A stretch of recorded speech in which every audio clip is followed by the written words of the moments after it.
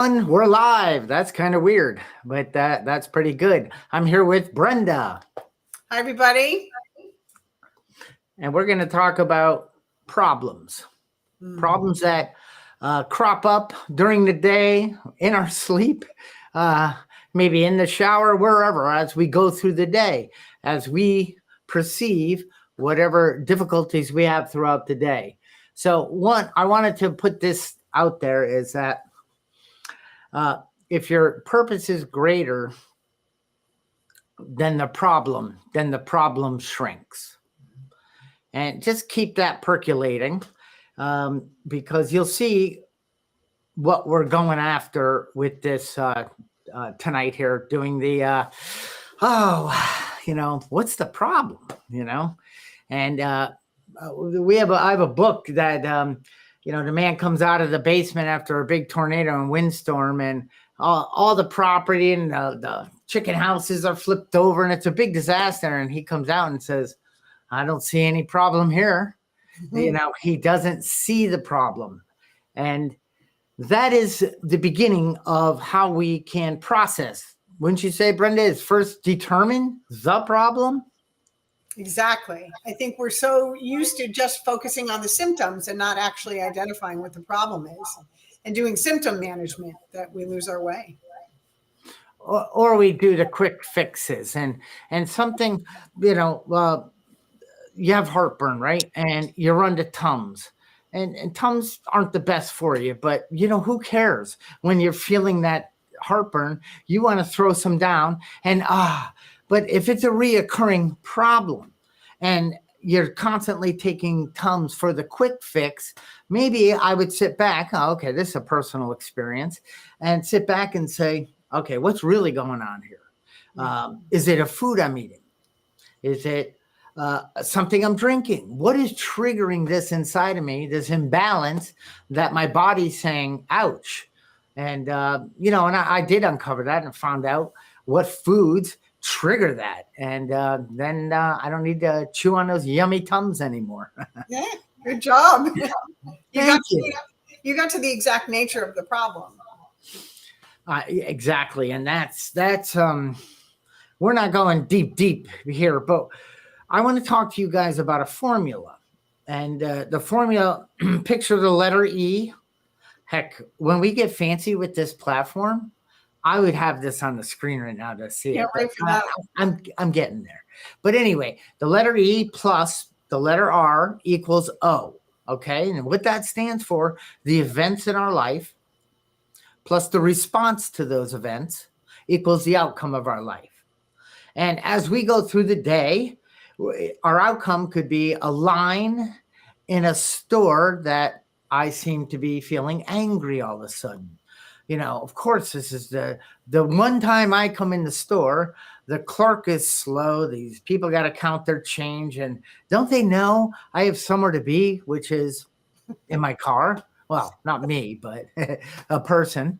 And so we're starting to say, wow, seems like when I go to stores or I'm always in a rush, or I'm always kind of noticing that the outcome of my experience is I'm not feeling good. I'm getting angry. So what do most people do?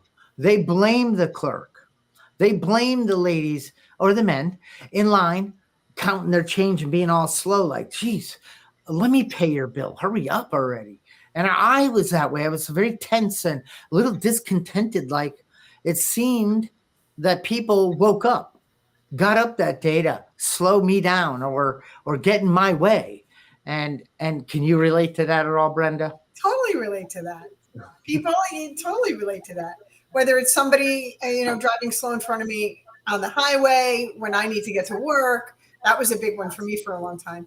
Or just like you said, somebody being really slow in the grocery store. But the thing is they're oblivious to us. They're doing their thing and they're not even thinking about us. But we're totally focused on them and what they're doing. So who's really the problem there, right? Right. What is the problem? And that's what we're starting to first, the exact nature. The nature is I'm feeling angst. I'm angry. I'm starting to build a persona, a story, a perception of the what's around me, the event, and I'm putting it outside of me like they are creating my problem, and that after some a little bit of work, kind of found out that they don't even know I'm in line. They didn't. They didn't. They didn't plan their day. Let's go to the store when that dude's there who gets all worked up when we're not quick. So the event, how we respond. So I'm responding to the event at the store in a way that I'm blaming, I'm complaining, I'm making excuses for the people why they're being this way. And what does that determine? It determines my outcome. I have a bad experience. I don't like going to the store. It could even trigger me to get home and then share that joy with someone in my house, my wife, my kids, whatever, and say, you wouldn't believe the idiots at the store. You wouldn't believe this. And the clerk, she was new, and I had, and the person I'm puking that on is going, oh boy, thank you for inspiring me. I feel so wonderful. Right. Now, my goal is to get someone to join the Ain't It Awful Club. Like, don't you feel for me? I mean, don't you hate when, and then there's those people that like, no, that stuff doesn't bother me. What? So we want to look at this. If we're seeing events, and basically the day, as we go through, we do many different things. A stimulus is we respond a certain way. So this is an event. Any type of, it could be behind your computer trying to make calls. It could be, and I've been in a car with Brenda. She does like to drive a little fast. No, I'm just kidding. But how about when you're driving and another car makes a mistake or changes lanes improperly, or doesn't have their, I mean, how people get worked up over like that idiot, and yeah, people make mistakes. And I'm sure the driver that's judging has made a mistake or two behind the wheel.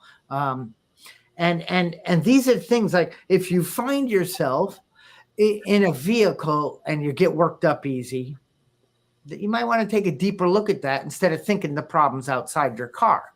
Exactly. If you're shopping, if you're having some body or gaining some weight, and it's McDonald's fault. They shouldn't have a drive-through. You know what I mean? So you want to say, step back a little. Now, is it true that the hardware store, the supermarket, the post office, yes, but different stores. But going into the post office, at least in my town, I know I don't have expectations to get through there quick, so I can create a better. I can respond differently to the event of the post office, and guess what? I walk out of there feeling good.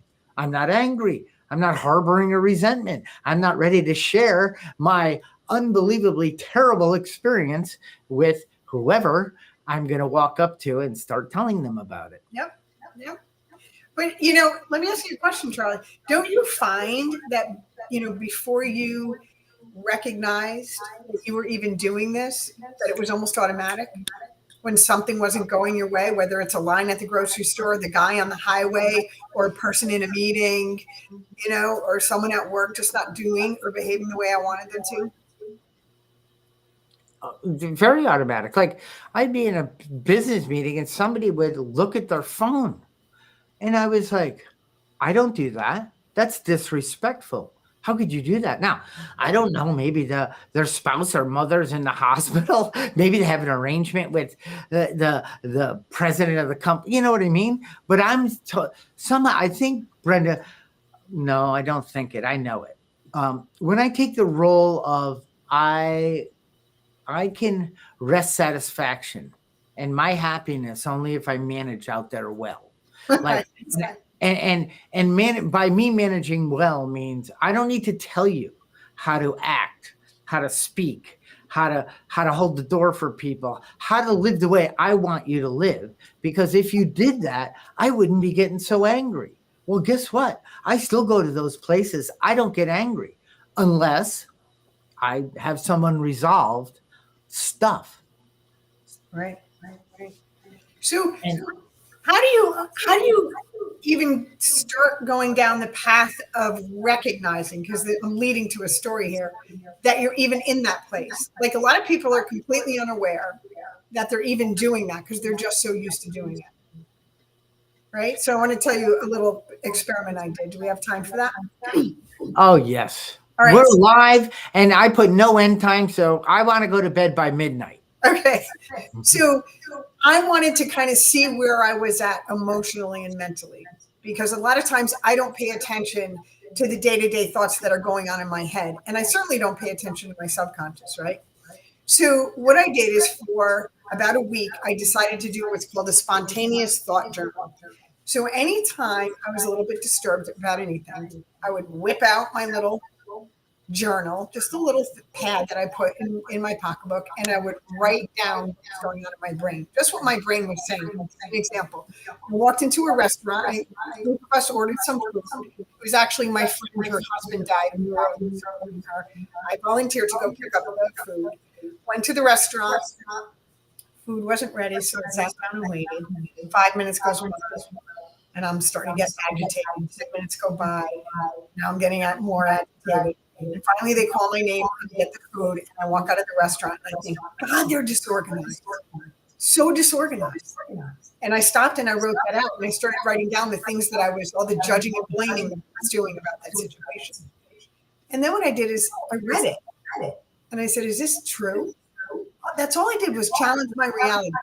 Is this even true? Were they disorganized because I had to wait 10 minutes? No. My food wasn't ready. That's all there was to it. It wasn't about me. It wasn't about them not doing a good job. It wasn't about all those things, all that meaning I assigned to it. The food just wasn't ready. I did that for about a week, and it really showed me a pattern of thinking that now I'm aware of. It was interesting. No, that's good, because the automatic you knew that when your call came in for the order, they alerted everybody, the cooks and everybody, slow it down. That lady's coming. We love messing with her sanity. And she gets irritated after 3 minutes of waiting. And it's entertaining watching her, because we know she'll be back. Right? And it's like, is that true? No. None of it's true. You can make use of the time. You can be kind to the hostess. You can smile at people. And you find that it's just a better experience. Again, E plus R equals O. So if I want better outcomes throughout my day, and I'm not in charge of telling people, shut up, speed up, slow down, don't ask me questions, I'm too busy in my head thinking about me, things like that. Instead of, I can then say, wait a minute, I can respond differently to the events of my day. And if I respond differently, because I don't know if a driver that did something wrong, had a little medical issue, his wife is delivering their first baby, I don't know the story, I don't know anything, but I perceive, I know they're just an idiot, they're stupid, they may, they could cause an accident, so could I. and I know everybody who drives, and I don't even drive legally, but I don't. Well, I should reframe that. I hope you don't drive. I don't drive. I don't have a driver's license, but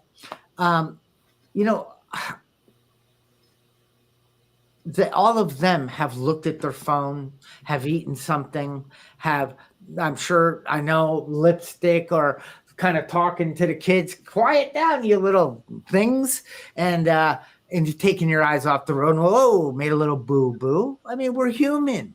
Mm-hmm. And so I that formula right there, I bring it to everything. I realized that I was blaming, complaining, rationalizing, justifying, making excuses, and defending my position of why I was right. And that's tiring for those that had to receive that part of me. And I don't want to bring people, I don't want to be in the Ain't It Awful Club. First of all, that's terrible, because what happens when we are in that place is that it releases the ants. Like you said, it releases the automatic negative thoughts. It does. And they start multiplying, And so here's another way to find. I would go to work, and I could have a day where I woke up good, things were fine in that on my way to work, everything was good, work was good, we made good money, employees were all good, customers were nice, and they didn't have a lot of obstacles and objections. Made it home, no traffic, or rode my bike, whatever the thing is, and walked in the house, and oh my gosh, my wife is making one of my most favorite dinners.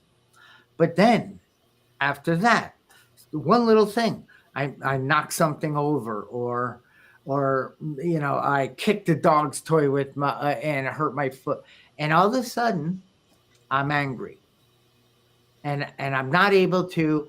I always do stupid stuff like this. Oh, what? And I would think, boy, I had one of the better days and a little thing. That's what I put in the description. Do you ever think just the littlest thing, like I pulling the dog cookies out and it slipped and fell on the ground, and I remember once getting so mad, kicking the bat, like this always happens to me. I can't even get the stupid cookies out of the cabinet right. Blah, blah, blah, blah. And it's like, and I exploded, and I'm like, well, that is weird because that is not a problem.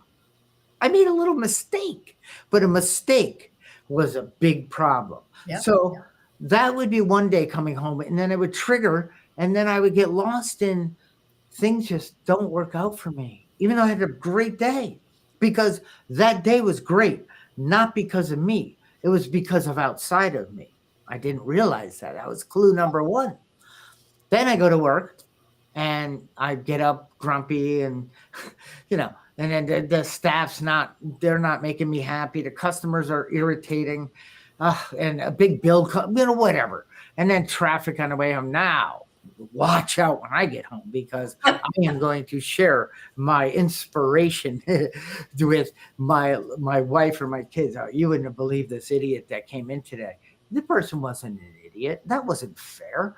And I remember thinking, okay, I had a great day. One little thing triggered me. And I had a terrible day. And I was pretty similar to dropping a glass or something, I'm like, something's really E plus R equals O, something. I want better outcomes. What can I do about this? How can I start to respond differently? Is it true that this set of customers that came from Fairfield into my store in Cheshire, they didn't even know me. Their intention wasn't to not hurt me, but bother me. I mean, they were looking for the best value at the best price. That's what I do when I'm shopping. I don't just say, yeah, here's all my money. I just believe you right out of the gate, and it just, it just started shifting, Brenda. And it's like, well, it's so much better. I can be at perfect peace and ease. I can go into, and I'm legally blind. And that used to be the problem. Like, everything is so much harder for me. The poor me. That's exactly what I was thinking when you were talking. It's that whole victim mentality that this is happening to me instead of it's just happening. Like, I used to do the same thing when I would make a mistake on a spreadsheet or something, or I didn't get something right at work. I would sigh and judge myself. And that would trigger me into a cycle of negativity and feeling like the victim, like I can't do anything right. None of that's even true.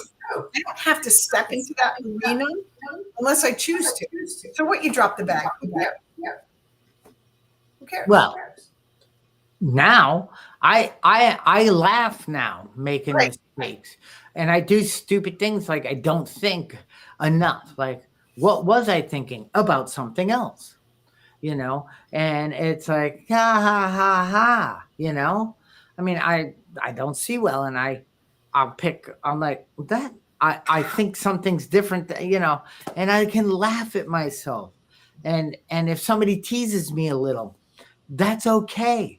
Yep. Because I love teasing back, and it's opened up this whole different world of peace. And I think you just nailed it. You just nailed it right there. Laughing at yourself is the answer to that. Laughing at yourself. Of course we make mistakes. Yeah. But I saw a mistake as a problem. And like a problem is, whatever it is, it's like, I don't even, it's like identify it, or I don't, oh, that's a problem. Absolutely. And I like being faced with challenges is more of the word I use, because then I can go to work in my mind and think of a solution. But I had a harder time doing that when everything was a problem. And it wasn't. It's just that I created it. I think you're aware of this line. So our troubles, we think, are of our own making. Whoa. Wait, say that again? I've lived my life with, if you said that to me when I was in the thick of self-pity and life's so difficult and I'm legally blind and nobody gets it, and so many people rely on me. And if somebody said, well, did you know that the troubles you're facing, the angst, the resentment, the fear that you're trying to just carry along is that's of your own making? I would say, what are you smoking? Follow me around. You will witness them. And what a blessing. So I think, no, I don't think, I love it. I say that. I believe that the beginning is, like Brenda said, the exact nature. And did I create the problem? You might find out that, and I don't mean you orchestrated it, but in the event, am I making it something other than it really is? Yeah. Right? Absolutely. You may just not even be aware that you're doing that. Until I did some work, I wasn't aware of how I was creating my own problems. I really wasn't. I remember the ants were always, running around in my mind. And I thought, geez, if I could just spray Raid in there. And I don't think it's safe to spray Raid into your brain. So I thought, is there another way? Because quick fixes I love quick fixes. Oh, me too. But no longer. Like, plug a tire that has a slow leak. That's a pretty quick fix. And buying 4 new ones, getting them installed. But anyway, I'm more of learning I want a sustaining fix. Something, because if this problem or event or whatever that is a repeat offender and I get upset each time, well, you might want to take a look at it. And I would say today's going to be, I try this affirmation thing, and then something would trigger me. It could have been that I'm walking to work and I just couldn't believe the way this people took care of their lawn. They didn't. Had weeds in it, and then I would start judging, saying, and they don't do their lines, and my day is going to be ruined because of the way you manicure your lawn. Wait a minute, something's going on here. And I realized that I put an elastic band around my wrist, and disruption of our thinking pattern, going, wait a minute, this doesn't feel right. You see, you think of affect, feeling, emotion, and what a feeling of anger triggers energy and motion in the body, which then triggers more of it. Then our radar, I'm only going to look for things that piss me off. and then the law of attraction kicks in. We won't go too deep, but then you attract that. So right. I put an elastic around my wrist and I'd say, I suck at that. And I pull it out, ow. And that would, and then I wore it around a lot, and then I'd go to work. I always do this. I always make this, or, I suck at this, and I'd go, ding, and it hurt.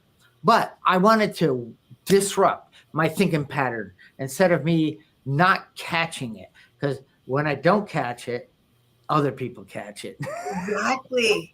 And you nailed it too, Charlie, because that's exactly what we do to interrupt those cycles. So you talked about getting activated. You start to get activated when you see something, you get disturbed or you get triggered or you have a reaction. And if you can pause in the moment to stop the amygdala from continuing to be activated, by doing, you do it with the snapping of the elastic band. It's a really good tool. There's other ways you can do it too without snapping a rubber band, like it's called grounding. You could breathe through one nostril in and the other out. And you do that 7 to 10 times, and you're thinking about, oh, which I got to cover this, I got to cover that. You got to breathe in. So you're distracting yourself from what you were thinking about. Or you can look around the room and find 10 new things. Or you could rub your hands together until they start to get warm, and you could just focus on the sensations you're feeling. There's a whole bunch of grounding activities that I like to teach people to do that deactivate the ego. So now you can pause and challenge the reality of your thinking. And as we move, yeah, I love it. And yeah, of course, that's always. I mean, I do this one all the time when I start getting upset with myself, because you can't give what you don't have. So it has to start with you. You have to learn to discipline your own thinking, your own mind, your own responses, learn to pause. And those are really easy ways to ground yourself back into the present moment so you can do that. I do this snap, snap. I love that. No, I take a deep breath through in, and then I go snap, snap, clap, breath, snap, snap, clap. And I forget, like you're saying, that is a better way than snapping my wrist with an elastic. Now, I haven't done that since probably 2007. But when you said there's another way, I thought you were going to say you could just go to the garage and carry a hammer with you all day. Stop it. Of course, that's my thinking. Then you're thinking more of the full, bringing the body in coherence, aligning the mind and the heart and the chakras, and just getting back into alignment, and not letting the body or the anger dictate your thing. Because if we, all of us, cannot think greater than we feel. I love that. Say that again. If we can't think greater than we feel, we're in trouble. Yeah. Because I couldn't think outside my anger. I only thought more of it. And I looked for that something outside of me to fix it. I didn't know. I mean, they didn't teach me this in school. Nobody ever sat me down and talked about emotion. I thought it was like, no, that's for girls. No offense. But, girls cry, boys don't. And, it's like, man, we're going to have a blast on this. So for those of you, if I can't tell if anyone's even here because we're in a platform stream. Doesn't matter. We're having a great time. I know. There's one thing before you get into that. There's one thing I want to mention. What's the ego's peak experience? With peak full control. Actually, it's worse than that. It's pain. The ego's peak experience is pain. So the more you're activated, the happier the ego is. And that's why it keeps going there. That's what it's like. I think it's Marianne Williamson that says it's like a heat-seeking missile. It's looking for the next thing to attach to get you all riled up in that place of pain. We humans are very interesting and complex beings. Anyway, what were you going to say about I was going to say that welcome to a podcast. And this is the we were going to test and stuff, and I said, Brenda, we're going live. Wait, it's not at 7:30. I got to get the book on my chair. Sorry, don't tell me things if you don't want me to tease. But anyway, and we're going to go through the journey of healing from, if it's anger, if it's resentment, if it's feeling sorry, if it's all things that both of us have done an awful lot of work on and continue to stay aware and notice where our minds are going, where our emotions are, and how we can be of service. And I just want to, before we close this out, Brenda, say, and when nothing else, when breathing, elastic bands, and you can't find any way to get out of this, go be of service. Yes. Go help someone. Go to a senior facility, go to a local neighbor that's elderly, do something.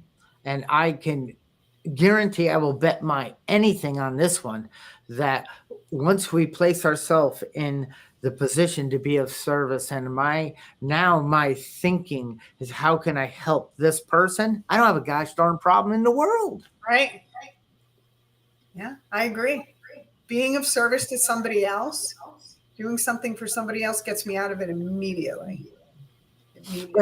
But in the beginning, I couldn't have done that. I needed to shock, breathe, do. So, I first had to become, oh, I'm feeling that way. I have a grudge. This isn't working. The computer always breaks. The email's so stupid. Why does this person? I mean, oh my Lord, 50 to 70,000 thoughts a day we have. whoa, that many? Yeah. Ugh. Can you imagine if they're on the not so positive leaning? Oh, I've experienced it.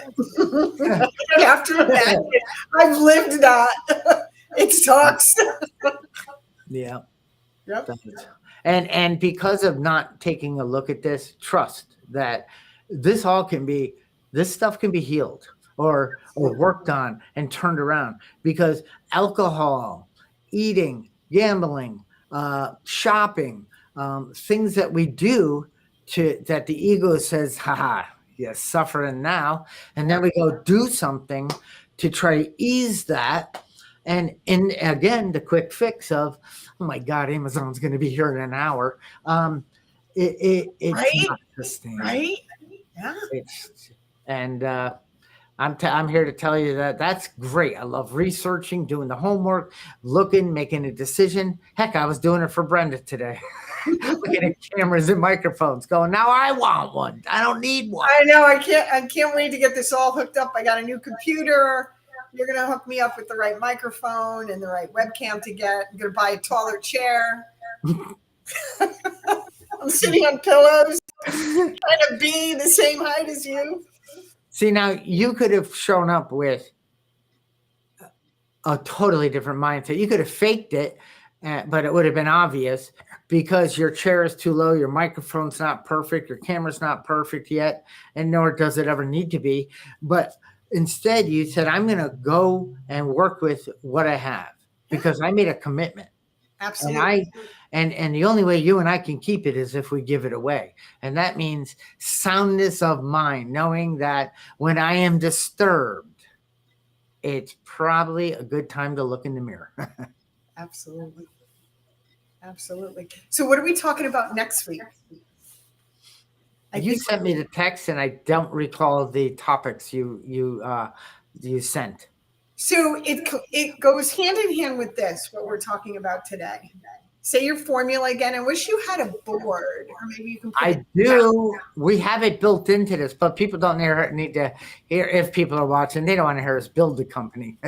So what we do, and you and I will work on that, and we'll get better as we go forward. But fear or not knowing the exact how-to will never allow me to get started. So feel the fear and do it anyway. Sit with it, love on it, experience it, and it'll just kind of float on by. So in line with this, I think next week we were thinking about talking about pause, process, and then proceed with purpose. We're in I call it my itty bitty committee, because I'm not going to swear on Facebook, but you know what I'm talking about. That committee that goes 24/7 in my brain.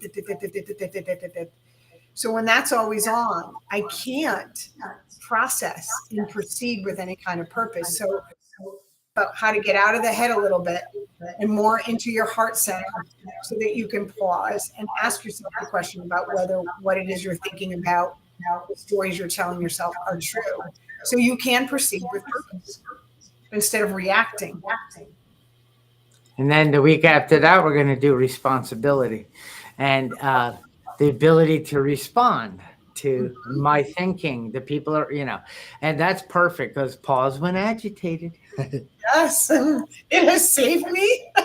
It has saved me so many times. It saved me a lot of pain, honestly, just by pausing. And it's saved people around you. I don't want to spoil next week's talk, so no, don't. I know you're itching. I know we could just go right into it. I'm so excited.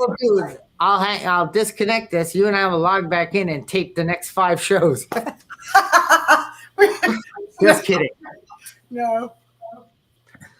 All right. Thank you. If all you watchers out there, and welcome to our community, and stay tuned. More to come. More to come. Great being here. Bye-bye. Bye.